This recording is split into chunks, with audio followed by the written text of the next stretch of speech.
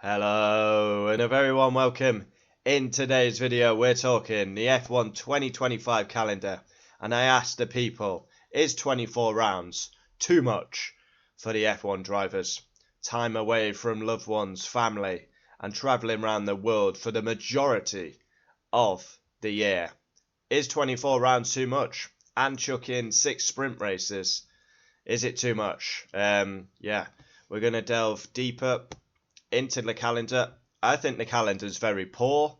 I think it looks like it's been made by a 5-year-old.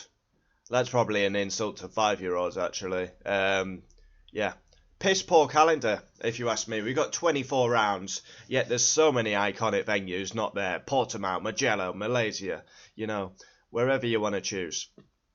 And they want to put more races in. Kyalami, South Africa. They want to go to Thailand, they want to go to new venues. And yeah, New Zealand, how the hell are we going to fit more races on? A couple of races do leave, Zandvoort leave.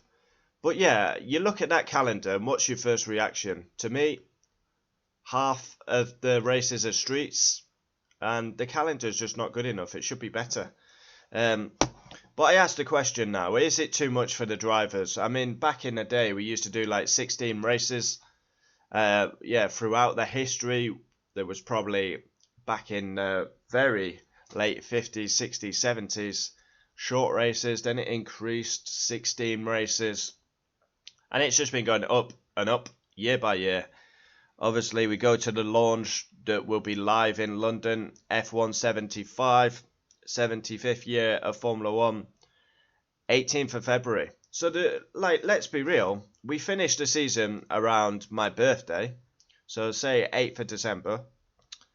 Then we had the post-season thing for a couple of days, so say like 10th of December. We're back on the 18th of February, so like the drivers have only got 2 months off.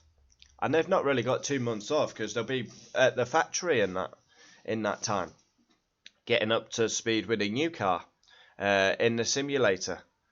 So we start the launch on the 18th of February. Then we head to Bahrain for the pre-season test. That will occur on 3 days, 26th to the 28th. Then round 1 we go to Australia. Yeah, interesting. Yeah, that's going to be, so yeah, Bahrain's not the first race. So round 1, Australia. Round 2, China.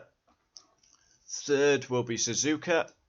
4th is Bahrain. 5th, Saudi Arabia. 6th, Miami.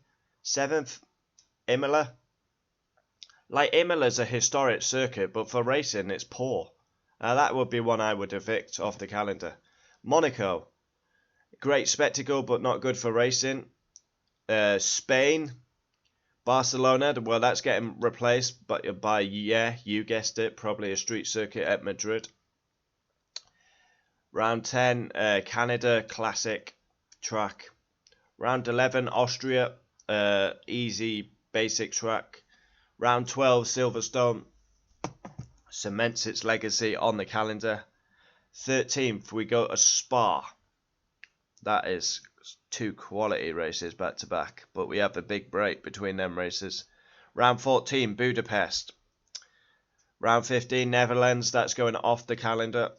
16, Monza. That is F1 in a nutshell. Passion, speed, adrenaline, Monza.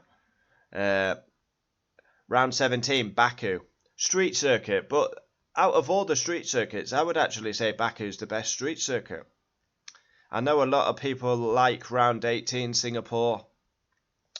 A lot of people rave about that track. Round 19, Austin. That was one I would get off. Every time we go to Austin, turn 9, turn 19, without a shadow of a doubt, every year. Nothing done. 9 and 19, every year. Let's have a track limits windmill. Round 20, Mexico. Now that one could be in, with Sergio Perez gone, that one could be in doubt. Round 21, Brazil, an absolute classic, produces world-class racing, has to stay on the calendar, should have a lifetime contract. The great races we've seen around Brazil. Las Vegas, that would be another one I would bin. Qatar would be another one I would bin. And Abu Dhabi would be another one I would bin. purely on there for cash cow events. Yeah. So, comment down below your thoughts. Honestly, the calendar, when I look at it, I don't like it. It's not good enough. It's not up to par. It's not up to F1 standard. And is it too much on the drivers? They're flying away. You know, all these different places, continents. And we're off to Asia. We're off to Oceania. You know, Europe's and everywhere. You know, America. It's crazy. And now the drivers, 24 rounds, 6 sprint races along the way. They barely... And you got to take into consideration not just the drivers, the mechanics, people who do the media. You know, everyone, team personnel.